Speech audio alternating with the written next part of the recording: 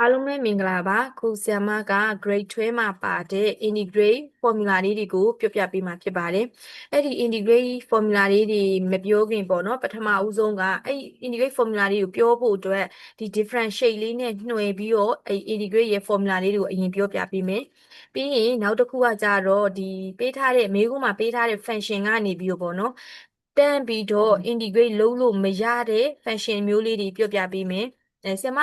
integrate လုပ်လို့မရဘူးနဲ့ပြောတာเนาะတကယ်တမ်းကျတော့အဲ့ကောင်လေးတွေက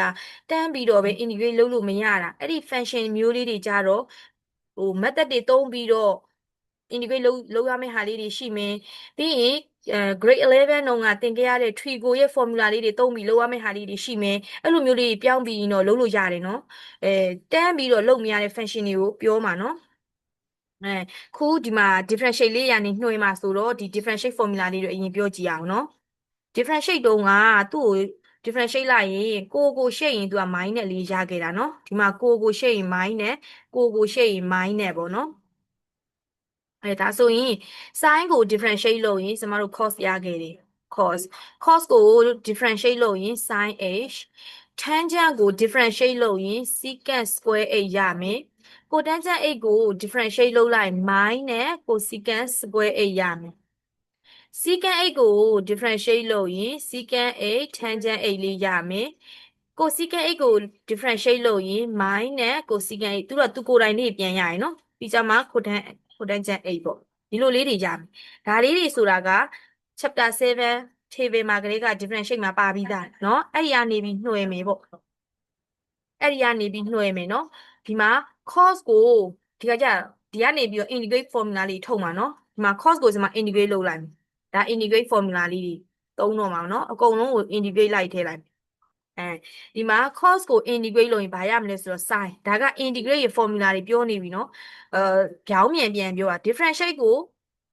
function ကို differentiate လိုက်မယ်ရလာတဲ့အဖြေလေးကို integrate လုပ်ရင်ဒီ differentiate ရဲ့ question လေးပြန်ရတယ်ပေါ့เนาะခုဒီမှာဒီဘက်ကချမ်းကဟာဒီအကုန်လုံးက differentiate မှာရလာတဲ့အဖြေတွေသူတို့တွေကို integrate ပြန်လုပ်လိုက်ရင်ဒီဘက်ကဟာလေးတွေပြန်ရတယ်เนาะအဲ့ဆိုတော့ဒီမှာ cos 8ကို integrate လုပ်ရင် sin 8ရတယ် sin 8ကို integrate လုပ်ရင်ကြတော့ဒီ minus လေးကတော့ဒီဘက်တော့သွားမြောက်ပေးရမယ် minus cos 8ရမယ် secant square 8ကို integrate လုပ်ရင်ကြ tangent 8ရမယ် cosecant square 8ကို integrate လုပ်ရင်ကြတော့ minus cotangent 8ရမယ် secant 8 tangent 8ကို integrate လုပ်ရင် secant 8လေးရမယ် cosecant 8 cotangent 8ကို integrate လုပ်ရင် minus cosecant 8လေးရမယ်။ဒါဆိုရင်ကျမတို့ကခု differentiate formula ကနေ integrate formula ပါရသွားပြီ။ဟုတ်တယ်နော်။ဒီဟာလေးတွေကနေရသွားပြီအဲ့ဒါပြီးရင်နောက်ထပ်တစ်ခုထပ်တိုးမှာက integrate တန်းပြီးတော့လုံးလို့မရတဲ့ function လေးတွေကိုပြောပြပေးမယ်နော်အဲ့ဆိုရင်ဒီမှာ secant square 8နှစ်ထပ်လေးတွေကိုအရင်ကြည့်မယ်နော်ဒီမှာဆိုရင် secant square 8နဲ့ cosecant square 8ဆိုပြီးတော့ဒီမှာနှစ်ထပ်လေးတွေရှိတယ်သူတို့လေးတွေဆိုရင် secant square 8ကို integrate လုပ်ရင် tangent 8ဒါဆိုတန်းရတယ် cosecant square 8ကို integrate လုပ်ရင်ဒီမှာ cotangent 8ဆိုတန်းရတယ်အဲ့ဆိုရင်နှစ်ထပ်တွေကိုထရီကိုက6ခုရှိရတယ်နော်အချိုး6ချိုးရှိတယ်အဲ့ထဲကမှဒီမှာ square လေးတွေပါတာနှစ်ထပ်ကို integrate လုပ်ရတာဆိုလို့ secant နဲ့ cosecant ပဲရှိတယ်အဲ့ဆိုရင်ကျန်တဲ့၄ချိုးကနှစ်ထပ်တွေဆိုရင်တော့ integrate တန်းလုပ်လို့မရဘူးเนาะအဲ့ဆို integrate တန်းလုပ်လို့မရတဲ့ function တွေကိုထည့်လိုက်ပြီပေါ့နော်ပထမဦးဆုံးက sin square 8ဆိုရင်လည်း integrate တန်းလုပ်လို့မရဘူးเนาะသူ့ကိုနည်းနည်းပြောင်းရမှာသူ့ကြတော့ဒီ G11 က trigo function လေးတွေသုံးပြီးပြောင်းမှာပေါ့နော် trigo formula လေးတွေသုံးပြီးပြောင်းမှာပေါ့နော် sin square 8เนาะအဲ့ဒါလေးက cos square 8ပါမယ်ပြီးရင် tangent square 8ပါမယ်ပြီးရင် cotangent square 8လေးပါမယ်ဒါတွေ၄ခုစလုံးက square လို့နှစ်ထပ်တွေဆိုတော့လေတန်းပြီးတော့လုပ်လို့မရအောင်เนาะသူ့ကိုနည်းနည်းပြောင်းပေးရမယ်နောက်တစ်ခုကတစ်ထပ်တွေကိုပြောမယ်အဲ့ကြတော့ဒီမှာ secant ကကြတော့သူက secant တို့ cosecant တို့ကကြတော့နှစ်ထပ်မှာသူကတန်းလို့ရတယ်လေ secant 8 cosecant 8ကြတော့ integrate တန်းလို့မရတော့ဘူးဆမခုကတန်းပြီးလို့မရတဲ့ဟာတွေကိုပြောတာနော်သူတို့တွေကလည်းတကယ်တမ်းခုဆမဒီမှာ integrate တန်းလို့မရတဲ့ဟာတွေကကြတော့သူပြောင်းအောင်မှာ method တွေသုံးပြီးပြောင်းမယ် grade 11တော့သင်ခဲ့ရတဲ့ trigo formula တွေသုံးပြီးပြောင်းမှာအဲ့လိုပြောင်းပြီးမှ integrate လုပ်မှာနော်ခုဒါတန်းလို့မရတဲ့ဟာတွေကိုပဲဆမရေးပေးတာနော်အပြင်အဲ့ဒါဘယ်လိုပြောင်းမလဲဆိုတော့ပြောင်းနည်းလေးတွေပြောပြပေးမယ်နော်ခုဒီမှာတစ်ထပ်တရားကြတော့သူကဒီမှာ sin နဲ့ခေါ်ပဲလုပ်ရတယ်နော်ကြံတဲ့ဒီအောက်က၄ချိုးကကြတော့သူကတစ်ထပ်ဆိုရင်လုပ်လို့မရအောင်အဲ့မှာ tangent 8ပါမယ် ထန်းကျဲကတော့နှစ်ထပ်လည်းလုံမရအောင်တစ်ထပ်လည်းသူကလုံမရအောင်နော်သူကတော့ပြောင်းရမှာပြောင်းရမယ့်အထဲမှာသူပါတယ်ပေါ့အဲ့မှာပြီးရင်ကိုတန်းချန်အိတ်ကလည်းတစ်ထပ်ဆိုရင်လုံမရတော့စီကန်းအိတ်ကလည်းတစ်ထပ်ဆိုရင်တန်းလုံလို့မရတော့ခိုစီကန်းအိတ်ကလည်းတစ်ထပ်ဆိုရင်တန်းလုံလို့မရအောင်နော်ဒီနှစ်ခုကတော့နောက်လေးမှာပေါ့နော်အဲဒီ textbook ရဲ့နောက်လေးမှာ तू ကဟိုဘာတော့ပုံသင်နည်းလေးပေါ့နော်တွက်ထုတ်တဲ့နည်းလေးတောင် तू ကပါသေးတယ်နော်တန်းလုံးလို့မရတဲ့အတွက်ကြောင့်မို့ तू ကနည်းနည်းပါးပါးပြောင်းပြအောင်ပါနော်အဲ့လိုလေးတော့ပြောင်းပြီးတော့လုပ်ရင်တော့ရတာပေါ့ तू တမက်တန်အနေနဲ့တော့တန်းထွက်တာပေါ့နော်တမက်တန်နှစ်မက်တန်အနေနဲ့တော့secant 8ကို integrate လုပ်ရင်ဆိုပြီးတော့ln more secant 8 plus tangent 8 plus c အဲ့လိုမျိုးလေးပေါ့အဲ့လိုလေးတော့တန်းရေးလို့ရတယ်ဒါပေမဲ့အဲ့အဖြေရဖို့အတွက်က तू ကအစင်စင်လေးပေါ့နော်မြောက်တာတွေအဲ့လိုရှုပ်သေးတယ်ပေါ့နော်အဲ့လိုလေးတော့လုပ်ရအောင်မယ်နော်အဲ့လိုမျိုးတော့အကုန်လုံးအဲ့လိုမျိုးတွေလုပ်ရမှာပဲနော်တန်းပြီးတော့မရဘူးဆိုတော့လေဒါကတစ်ထပ်တွေပေါ့ပြီးရင် तू က ln ဒီ ln အဲ့ထဲမှာ ln မင်းနော် ln ကဘလို့မအောင်ပြောင်းမရနော်ကျန်တာလေးရမှာဟာလာ theorem method လေးတွေသုံးမယ် trigo ရဲ့ formula လေးတွေသုံးမယ်အဲ့လိုလေးပြောင်းပြီးမှ तू ကလောက်ရသေးတယ်နော် ln 8ကတော့ integrate လုံးဝမရဘူးသူ့ကြတော့အဲ့မှာဟိုကဆိုရင်ပိုတိတာတယ် integration ဘိုင်ဖ integration ဘိုင်ဖဆိုရင် LAT သူက integration ဘိုင်ဖမှာဆို LAT လိပ်ကိုသုံးပြီးတော့ယူထားတာလေအဲ့ဒီ order လေးအတိုင်းစင်ပြီးတော့ယူထားအတွက်ဒါအဲ့မှာဆိုရင်ကြည့်ကြည့်လိုက် LATE လို့ပြောထားတယ် L ဆိုတာ log လေ logarithmic function လေးတွေ logarithmic function တွေမှန်သမျှထိတ်ဆုံးမှာတည်ထားရပဲအဲ့ဆို तू က u ပဲထားမှာအဲ့မှာဆိုရင် u ဆိုတာက तू အဲ့တုန်းက differentiate တာလေ integration ဘိုင်ဖမှာဆိုရင် u က differentiate ဖို့အတွက်integration ဘိုင် formula UDV ထားတာလို့အလွယ်ပြောမယ်ဆိုရင်အဲ့လိုမျိုးပေါ့နော် UDV ထားတယ် u က differentiate ဖို့dv ကကျတော့ integrate အတွက်အဲ့မှာကြည့်လိုက် order စီတာက L ကိုထိတ်ဆုံးကထားတာအဲ့ဆို u ထားဖို့ပေါ့နော်သူကအဲ့ထဲမှာအစိုးဆုံးပဲ integrate လုပ်မရတဲ့ထဲမှာနော်အဲ့မှာ ln 8အဲ့ဒါဒီလေးပဲပေါ့နော်ဒါဆိုရင်ကျွန်တော် sin square 8တို့ cos square 8ဒီအပေါ်ကနှစ်ထပ်တွေကို integrate လေးလုပ်လို့ရအောင်ဟိုစပြောင်းပြီနော် sin square 8တို့ cos square 8တို့ကကြတော့သူက cos 2x ကနေပြောင်းမယ်နော် cos 2x ကနေပြောင်းမယ်cos 2x ရဲ့ formula လေးက 2 cos square h minus 1လေးရှိမယ်1 minus 2 sin square h လေးရှိမယ်သူကတော့ formula က3ခုရှိတယ် cos 2x ကဒါပေမဲ့နှစ်ခုပဲခုလက်ရှိသုံးပါเนาะဒီနှစ်ခုကပဲအသုံးများတာဆိုတော့ဒီနှစ်ခုကိုပဲကျွန်မပြောလိုက်တော့မယ်နော်ဒါလေးရှိမယ်အဲ့ဆိုရင် sin square h ကနေစပြောင်းမယ်ဒီဘက်မှာလည်း cos 2h ရှိရယ်နော်sin 2 sin square 8ကိုဒီဘက်လာလိုက်သူကအပေါင်း cos 2h ဟိုဘက်ညာဘက်ကိုရွှေ့လိုက် minus ပေါ့နော်အဲ့လိုမျိုးလေးရွှေ့ပြီးတော့တွက်လိုက်မယ်ဆိုရင် sin square 8ရဲ့ပုံသေးနည်းလေးက1 minus cos 2h by 2ဒီလိုလေးချိန်မှာ sin square 8ကို integrate လုပ်လို့မေးခွန်းကပါရင်ဒီလိုလေးပြောင်းပြီးမှ integrate လုပ်လို့ရမှာတန်းပြီး तू ကဒီ sin square 8ကိုဒီလိုမျိုး secant square 8လိုမျိုးတန်းပြီး tangent 8ဆိုပြီး तू ကမရဘူးเนาะဒီလိုလေးချိန်လိုက်အောင်အဲ့လိုလေးချိန်ပြီးမှ integrate လုပ်လို့ရမှာsin square 8ပေါ့เนาะပြီးရင် cos square 8 cos square 8ကိုလည်းအဲ့လိုပဲအဲ့ကြဒီကနေပြောင်းမှာเนาะ minus 1လေးတစ်ဖက်ရွှေ့လိုက်1 plus cos 2 8ပြီးကြမှာ2လေးကဒီဘက်လာစားလိုက်เนาะအဲ့ဆိုတော့1 plus cos 2h by 2ဆိုပြီးရသွားပြီ sin square 8တို့ cos square 8တို့ဆိုရင်ဒီ formula လေးတွေပြောင်းပြီးမှ integrate လုပ်လို့ရတာtangent square နဲ့ cotangent square ကကျတော့တတွဲသူကကျတော့ formula ကဘာရှိရလဲဆိုတော့နော် tangent square ဆိုရင်လေ tangent square h plus 1သူကကျတော့ secant square h ဆိုပြီးရှိတာsecant square ဆိုပြီးရှိတာเนาะအဲ့ဆိုတော့လေ tangent square ကိုလိုချင်တော့ secant square minus 1ဆိုပြီးတော့ပြောင်းပြီးတော့ integrate လုပ်မှာပေါ့ဒီမှာ secant square ကတန်းပြီးရရလေ secant square ကို integrate လုပ်ရင် tangent 8ရတယ်ဟို1ကို integrate လုပ်ရင် h တွေပါရမှာလေဟုတ်တယ်เนาะအဲ့ဒါတော့ integrate ဟိုလုပ်တယ် integrate ဘယ်လိုပြောမလဲ chapter 10ကိုသင်ပြီးတဲ့သူတွေကဒါလေးကိုပြန်ကြည့်လိုက်တယ်ဆိုရင်တော့ပို့ပြီးနားလည်သွားလိမ့်မယ်လုံးဝ integrate ကိုလုံးဝမစရသေးတဲ့သူတွေဒါကြီးကိုကြည့်လိုက်တယ်ဆိုရင်တော့နည်းနည်းလေးတော့ရှုပ်နေလိမ့်မယ်เนาะခုဒီမှာ cotangent square 8ကိုချိန်တော့မယ်เนาะ cotangent square 8 plus 1သူကလည်း plus 1နဲ့နှွှင်ပါပဲအဲ့ကောင်ကကြတော့ cosecant square 8ဖြစ်တယ်သူတို့ဒါ formula တွေเนาะဒါက G11 တို့ G10 တို့ကလေးကပါခဲ့တဲ့ formula လေးတွေ cotangent square 8အစား cosecant square 8 minus 1ဆိုပြီးတော့ချိန်မှာအဲ့လိုချိန်ပြီးမှသူ integrate လုပ်မှာ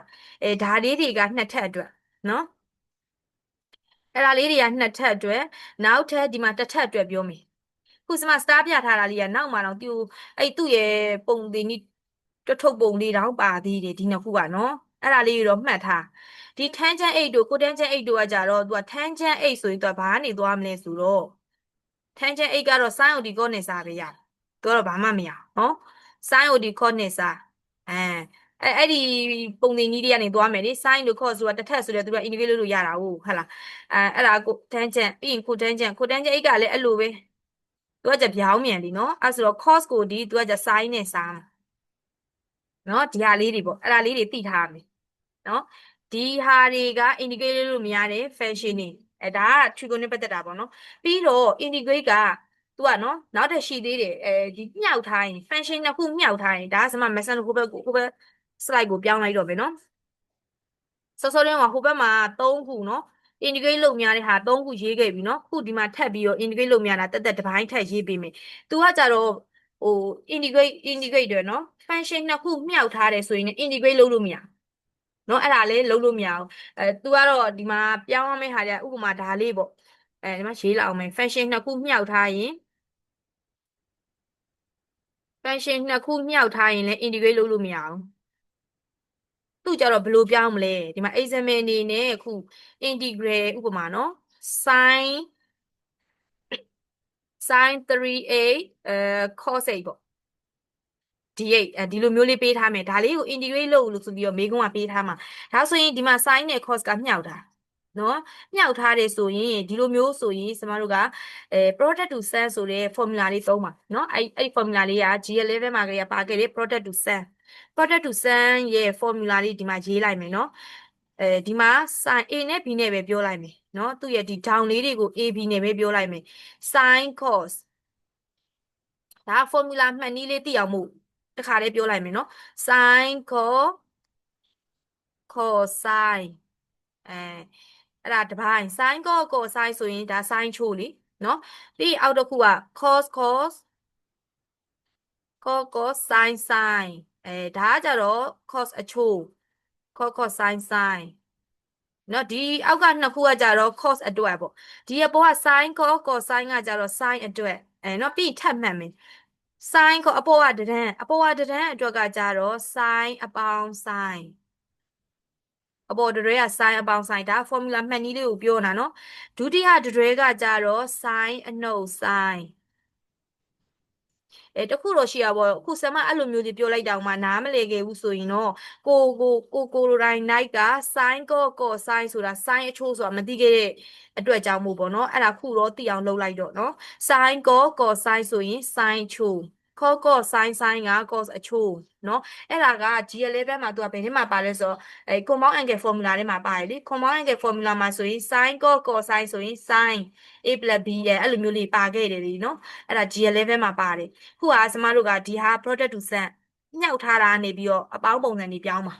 အပေါင်းပုံစံအနှုတ်ပုံစံတွေပြောင်းပါနော်အဲ့ရနေပြီးတွေ့မှာခု sin cos sin က sin ချိုးဆိုတော့အပေါ်တန်းက sin ပေါင်း sin အောက်က sin နှုတ် sin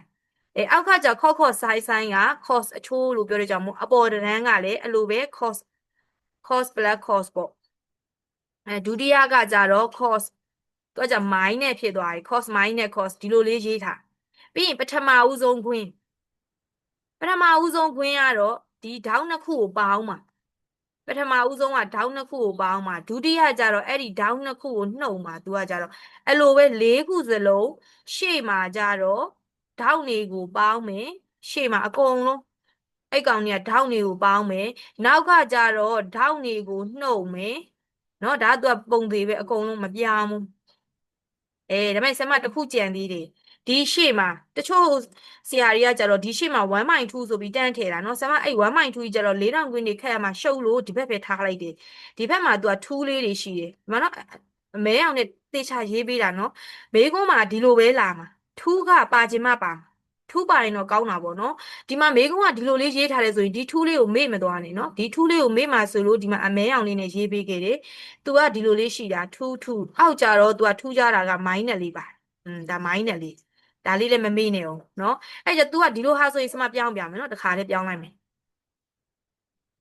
သူကမေကွန်းကဒီလိုလေးပေးထားတယ်ဆိုဘယ်လိုလေးပြောင်းရမလဲဒါ function တစ်ခုမြှောက်ထားလို့เนาะမြှောက်ထား integrate လုပ်လို့မရဘူးမရတော့ဒီလိုလေးပြန်ချိန်ပေးရတာเนาะအဲ့ဆိုတော့ဒီမှာ sin cos ဆိုတော့ sin cos ဆိုလိုက်ရှာဒီဟာလေးပထမဦးဆုံးတန်းပဲဒါပေမဲ့ तू က2မပါဘူးเนาะအဲ့ဆိုတော့ကျမတို့ကဒီမှာဒီလိုလေးပြောင်းပေးလိုက်ပေါ့2က ဒီမှာဒီလိုလေးပြောင်းလိုက်ဒီလိုလေးကအရိုးရှင်းဆုံးပဲဒီမှာဒါ project ပုံစံရှိသေးတယ်နော်ဒီလိုလေးပြောင်းလိုက်ကိုကကျွမ်းသွားရင်တော့1/2ရေးပြီးတော့ဒါတန်းရေးလိုက်လို့ရတယ်လေကျွမ်းသွားရင်ဒါခုက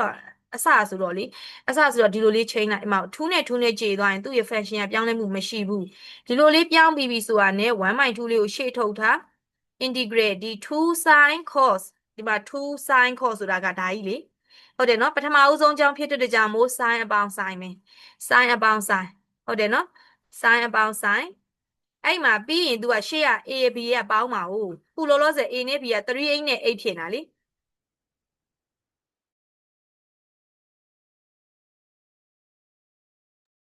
ခုပေါ့နော်ဒီမှာဒေါင်းနေကပေါင်းပါလीနော်3 8နဲ့8ဖြစ်နေတယ်အဲ့ဆိုတော့ပေါင်းလိုက်ရင်တော့4ရှေ့ကပေါင်းပါလို့ပြောထားတယ်နော်4ပေါ့နောက်ကနှုတ်လိုက်ရင်တော့ तू က2ရမှာပေါ့နော်အဲ့မှာ green လေးခတ်လိုက် green ကတော့ခတ်ပြီး D8 ကရေးအောင်မှာဆိုတော့လေဒီလိုလေးပြောင်းပါဒီလိုပြောင်းပြီးမှတစ်ခုချင်းစီကိုအဲ့ဒါမှ integrate လုပ်လို့ရမှာဒီလိုဟာဆိုရင်တွေ့လား function တစ်ခုမြောက်ထိုင် integrate တန်းလုပ်လို့မရဘူးဒီလိုလေးချိန်ပြီးအောင်မှာ shape slide တုန်းကလည်းအဲ့လိုမျိုးပေါ့နော် integrate လုပ်လို့ရဖို့အတွက်ကိုပြောင်းပေးရတာပေါ့နော်အဲ့လိုလေးတွေပြောင်းပေးရမယ်ဒါလေးတွေကအခြေခံသိထားရမယ်နော် function တစ်ခုမြင်လိုက်တာနဲ့မြှောက်ထားတယ်ဆိုရင် integrate လုပ်လို့မရဘူးပဲဒီလိုလေးပြောင်းပေးလိုက် project to send လေးသုံးပြီးပြောင်းပေးလိုက်နောက်ထပ် function တွေရှိသေးတယ်ဒါက trigo function ကိုပြောတာလीနော် trigo function နှစ်ခုမြှောက်ထားတာကိုပြောတာတကယ်လို့ပေါ့ trigo function မဟုတ်ဘူးအဲ့လိုတွေရောလာမှာနော်ဒါဆိုရင် algebra ဒါဆိုရင် e power 8 square d8ဒါဆိုရင် exponential ဒါက exponential ဘိုင်းဒါက algebra ဘိုင်းအဲ့ဒါကြတော့ဘယ် formula ကိုသုံးပါလဲဆိုတာကဒီလို function မျိုးတွေ integrate လုပ်ရင်ကြတော့ तू က method တွေကိုသုံးတွက်မှာ method တွေကဘယ်နှစ်ခုရှိလဲဆိုတော့3ခုရှိတယ် substitution method ရှိမယ် integration by part ရှိမယ် partial fraction ရှိမယ်ပေါ့နော်အဲ့ method 3ခုကိုသုံးပြီးတော့မှဒီလိုမြှောက်ထားတယ်ဆိုရင်အဲ့ method 3ခုသုံးပြီးတော့တွက်မှာနော်ဒါကြတော့လေအဲ့ဒီအခက်အလိုက်ပေါ့နော်အဲ့ကြမှာပြောပြပေးမယ်ခုလက်ရှိကchain ပြီးတော့မှ integrate လုပ်ရတဲ့ function လေးတွေကိုအရင်ပြောတာနော်ပြီးတော့ function နှစ်ခုမြှောက်ထားရင်တော့မဟုတ်ဘူးစားထားရင်လည်းတကယ်တမ်းကျ integrate လုပ်လို့မရဘူးအဲ့ကောင်ကြတော့လေ substitution method တို့ partial fraction method တို့အဲ့ method တွေကိုသုံးတွက်မှာနော်အဲ့ method တွေသုံးတွက်ရင်ကြအဲ့ဒီsubstitution method တို့အဲ့ဒီ method လေးတွေရှင်းရင်ကြတော့ပြောပြပေးမယ်ပေါ့နော်ခုဒါကလက်ရှိကတော့ဒါလေးပဲအရင်ပြောပြထားအောင်မယ်ပေါ့ဒီမှာနော် integrate လုပ်မရတဲ့ဟာလေးကိုပြန်ပြောမယ်နော်လုပ်မရတာလို့ပြောပြီးတော့ဟလာလုပ်ရတဲ့အဲ့လိုမျိုးတွေပြောနေမှာဆို integrate တန်းပြီးတော့လုပ်မရတဲ့ function မျိုး function လေးတွေတန်းပြီးတော့လုပ်မရတဲ့ function လေးတွေဒါလေးတွေ integrate တန်းပြီးလုပ်မရတဲ့ function လေးတွေကဒီ၃ခုရဲ့ function တွေ function နှစ်ခုမြှောက်ထားတာတို့စားထားတာတို့ဆိုရင် integrate တန်းပြီးလုပ်လို့မရဘူးအဲ့ဒါဆိုရင်တန်းပြီးလုပ်လို့မရဘူးဆိုရင်နော် function တွေကိုတန်းပြီး integrate လုပ်လို့မရဘူးဆိုရင်ဘယ်ဟာလေးတွေသုံးရမလဲဆိုရင် G10 11တုန်းကဒီ10မှာလည်းနည်းနည်းပါခဲ့တယ်လीနော်အဲ့မှာ trigo ရဲ့ formula လေးတွေသုံးတွက်မယ်ဒါဆိုရင်10 11တော့ပါခဲ့တဲ့ trigo ရဲ့ formula တွေပဲအဲ့ဒါတွေကိုသုံးတွက်မယ်ပြီးတော့ခု